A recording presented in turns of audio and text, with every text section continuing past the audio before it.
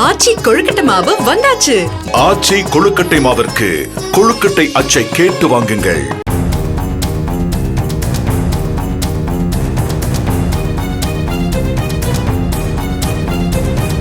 நெல்லை மாவட்டம் அம்பாசமுத்திரம் அருகே மலையடிவார கிராமங்களின் குடியிருப்பு பகுதி மற்றும் வேளாண் தோட்டத்திற்குள் உலா வரும் கரடியை பிடிக்க நடவடிக்கை எடுக்க வேண்டும் என வனத்துறையினருக்கு கிராம மக்கள் கோரிக்கை விடுத்துள்ளனர். கரடி நடமாட்டத்தால் அத்தியாவசிய தேவைகளுக்கு கூட வீட்டிலிருந்து வெளியே வர முடியவில்லை என பொதுமக்கள் தெரிவித்துள்ளனர்.